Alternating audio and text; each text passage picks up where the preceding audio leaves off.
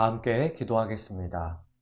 사랑과 긍휼이 풍성하신 하나님, 사순절 21번째 날을 맞이하며 십자가 그늘 아래로 모이게 하시니 감사드립니다. 지금까지 인도하신 주님의 은혜가 온도 우리 삶에 더 풍성해질 것을 소망합니다. 오늘도 주님의 음성 따라 믿음으로 걸어가는 삶의 발걸음들을 지켜주시고 첫 시간부터 오늘 하루를 마무리할 때까지 성령께서 모든 성도들의 발걸음을 가장 선한 길로 인도하여 주시옵소서. 자비의 하나님, 오늘 우리에게 어떤 일들이 일어날지 모르는 두려움과 걱정의 하루일지라도 예수 그리스도를 믿는 믿음으로 살아가도록 도와주시옵소서. 모든 교우들의 영과 육을 강건하게 지켜주시옵소서. 예수 그리스도의 이름으로 기도드리옵나이다. 아멘. 다 함께 찬송가 272장 찬송하시겠습니다. 찬송가 272장입니다.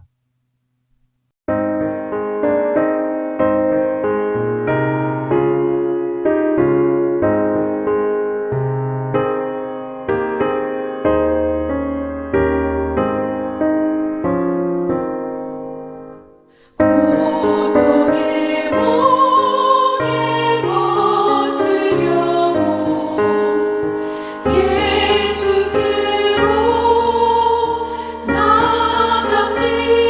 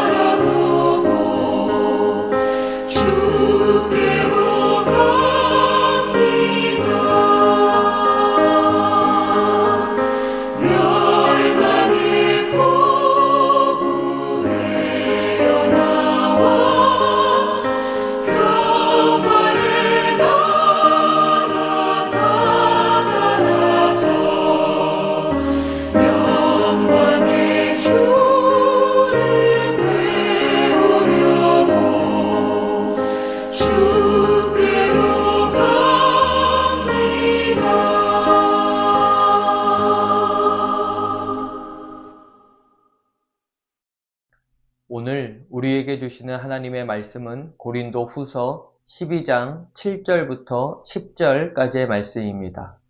고린도 후서 12장 7절부터 10절까지의 말씀은 제가 가지고 있는 성경으로 신약 298쪽에 있습니다.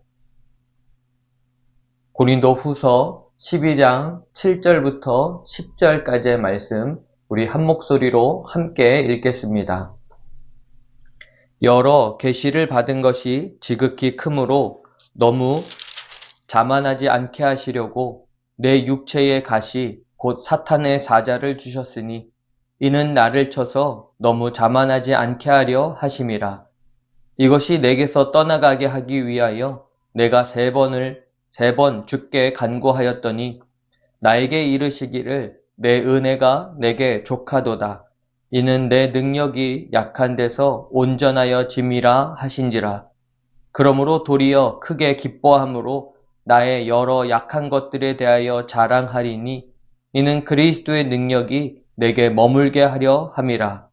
그러므로 내가 그리스도를 위하여 약한 것들과 능욕과 궁핍과 박해와 곤고를 기뻐하노니 이는 내가 약한 그때의 강함이라. 아멘. 사순절 21번째 날 십자가의 길, 순례의 길을 따라가는 우리 모든 성도들의 삶 가운데 하나님께서 주시는 평화와 은혜와 긍휼과 자비가 충만하시기를 주님의 이름으로 축원합니다. 오늘 철로역정 우리는 순례자입니다. 함께 나눌 주제는 겸손의 골짜기입니다. 겸손의 골짜기. 철로역정에서 순례자 크리스찬은 미궁 아름다운 집에서 평화와 안식을 체험했고 믿음의 선진들을 통해서 믿음을 배웠고 그리고 영적 무장을 했습니다. 이후 아름다운 집 식구들인 신중, 경건, 자선, 분별의 배움을 받으며 그는 빵 한 덩어리, 포도주 한 병, 건포도 한 줌을 선물로 받아 다시 순례의 길에 올랐습니다. 그런데 얼마 안 돼요. 크리스찬이 겸손의 골짜기에 들어서기가 무섭게 그는 아볼루온이라는 괴물을 맞닥뜨리게 됩니다. 아볼루온은 요한계시록 9장 11절에 증거된 존재입니다. 그들에게 왕이 있으니 무적행의 사자라. 히브리어로는 그 이름이 아바돈이요 헬라어로는 그 이름이 아볼루온이더라. 존 버녀는 이 아볼루온의 모습을 물고기처럼 온 몸을 비늘로 덮었고 용처럼 날개가 달린 존재로 묘사합니다. 괴물, 곧 마귀는 우박을 쏟아내듯 불화살을 크리스찬을 향해 쏘아댔습니다. 크리스찬은 방패를 사용하여 온 힘을 다해 막아냈지만 결국 머리와 손발에 큰 상처를 입고 말았습니다. 오늘 본문 7절에 보면 바울도 인생의 순례길에서 이런 사탄의 불화살 공격으로 인해 상처를 입었음을 고백합니다. 여러 계시를 받은 것이 지극히 크므로 너무 자만하지 않게 하시려고 내 육체의 가시 곧 사탄의 사자를 주셨으니 이는 나를 쳐서 너무 자만하지 않게 하려 하심이라. 바울은 사탄이 자신을 쳤고 자신을 찌르는 육체의 가시를 경험하고 있다라고 고백합니다. 마치 가시에 찔리는 것 같은 고통과 아픔을 경험하는 것입니다.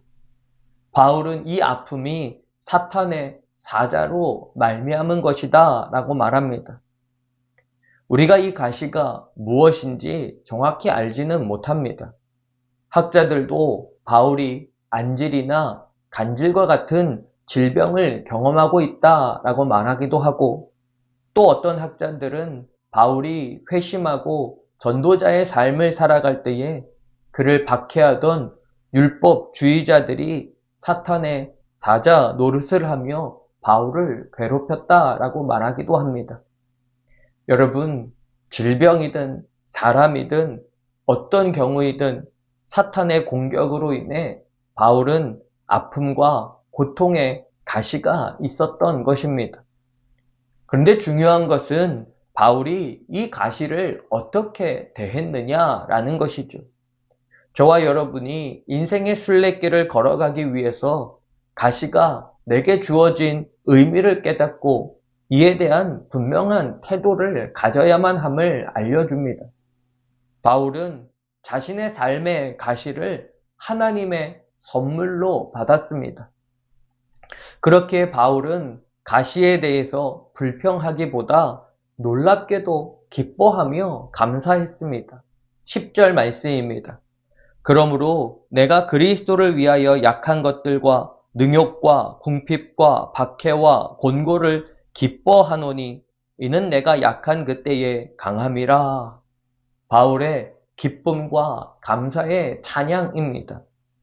여러분, 어떻게 이런 일이 가능했을까요? 물론 바울도 인간이었기에 이 가시가 자기 자신에게서 떠나가도록 기도했습니다. 8절에 보면 3번씩이나 하나님 앞에 간구했습니다. 그런데 9절에 그가 받은 응답은 가시의 떠남이 아니라 내 은혜가 내게 족하도다. 이는 내 능력이 약한 데서 온전하여짐이라 라는 말씀이었습니다. 이 말씀을 받은 바울은 도리어 크게 기뻐했습니다. 그리고 자신의 약한 것들에 대해서 이제부터는 자랑하겠다, 감사하겠다 라고 고백합니다. 이것이 유명한 바울의 가시감사이며 그가 삶의 골짜기에서 배운 감사입니다. 여러분, 철로역정의 크리스찬도 같은 감사를 고백하고 있습니다. 그는 마귀 아볼로에게 부상을 입었습니다. 하지만 결정적인 위기의 순간에 주의 도우심을 구했고 하나님의 도우심에 힘입어 칼을 다시 휘둘렀습니다.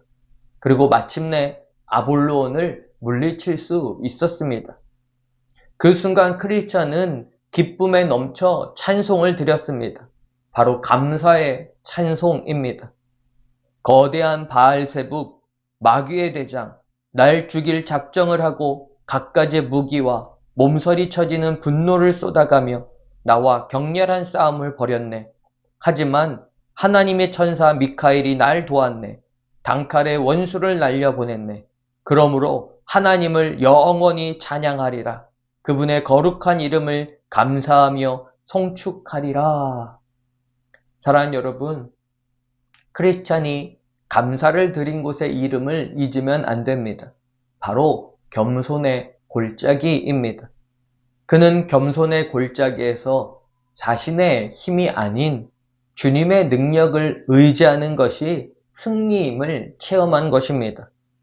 바라기는 저와 여러분의 삶에 골짜기와 같은 가시와 같은 아픔과 고통이 있을 때에 이곳을 내가 왜 지나가야 하고 왜 가시가 있는지를 이를 주신 하나님의 목적과 이유를 분명히 깨닫고 오히려 그로 인해 감사가 가득한 삶이 되시기를 간절히 축원합니다. 이처럼 순례의 길을 가는 모든 사람들은 겸손의 골짜기를 지나가야 합니다. 바울이 가시에 대해 감사할 수 있었던 가장 큰 이유는 가시를 통해 겸손을 배웠기 때문입니다. 7절에 보면 바울은 2번씩이나 자만하지 않게 하시려고 하나님께서 가시를 주신 것이다 라고 고백합니다. 그런데 바울의 삶을 보면 이 가시 때문에 하지 못한 일이 하나도 없음을 우리가 깨닫게 됩니다. 오히려 약한 중에 힘을 얻었습니다. 그는 자신을 붙드시는 주님의 능력으로 총 5번이나 땅끝까지 순회하며 복음을 전하고 교회를 개척하고 세상을 변화시키는 주님의 사역을 감당했습니다. 그는 가시 때문에 더 많이 기도했고 주님의 능력을 더 많이 의지했습니다. 가시를 제압하는 그리스도의 은혜가 발걸음마다 함께하므로 바울은 복음의 용사, 예수의 사도로 살아갈 수 있었던 것입니다. 그가 통과한 골짜기가 하나님의 은혜를 경험하기 위한 겸손의 골짜기였기 때문입니다. 여러분, 만약 오히려 바울에게 이 가시가 없었다면 어떻게 되었을까요?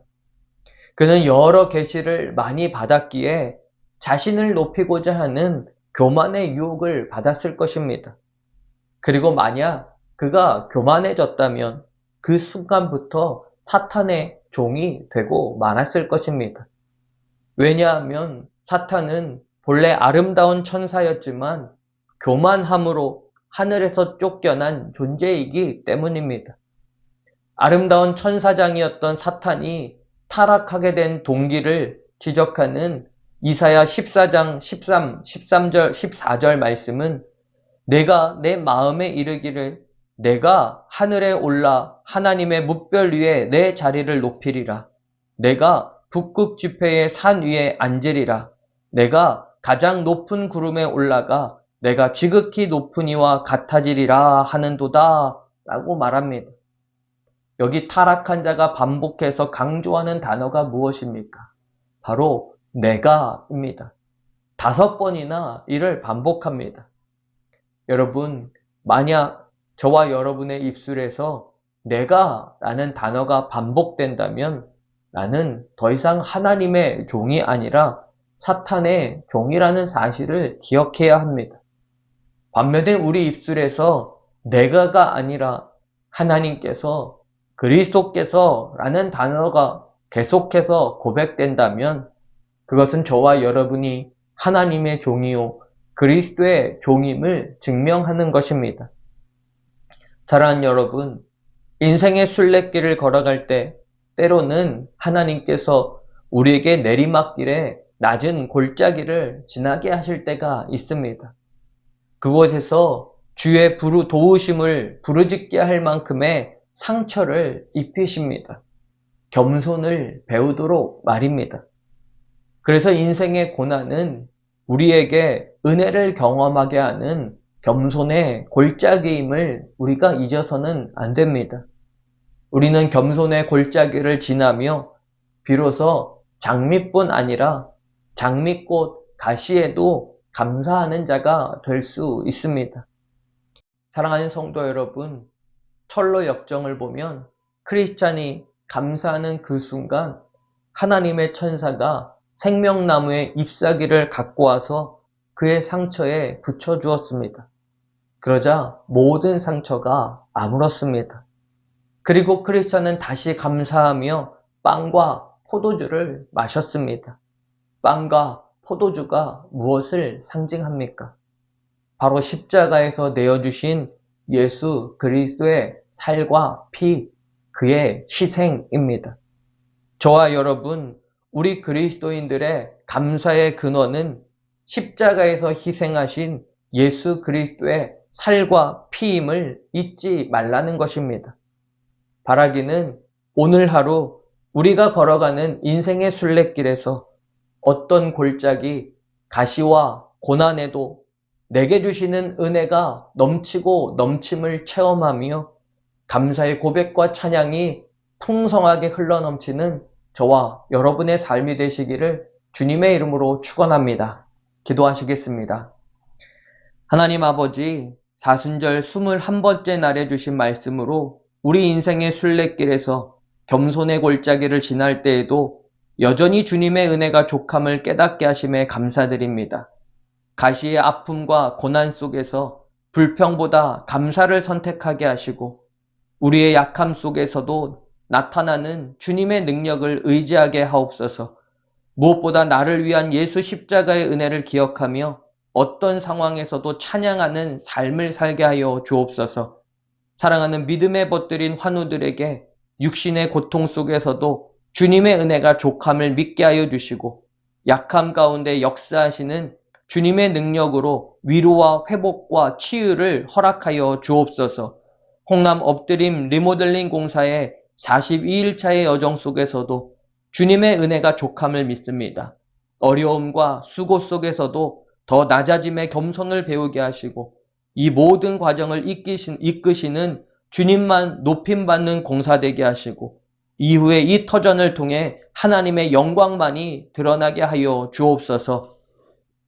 이제는 우리의 구원자 예수 그리스도의 십자가의 은혜와 하나님 아버지의 사랑하심과 성령의 인도하심이 사랑하는 모든 성도들 머리 위에 이제부터 영원까지 함께 하시기를 간절히 축원하옵나이다. 아멘. 들려주신 하나님 말씀 붙들고 우리의 삶을 향해 함께 나아가겠습니다. 계속 진행되는 우리 홍남 엎드림 리모델링 공사를 위해서도 함께 기도해 주시기 바랍니다. 함께 기도하시겠습니다.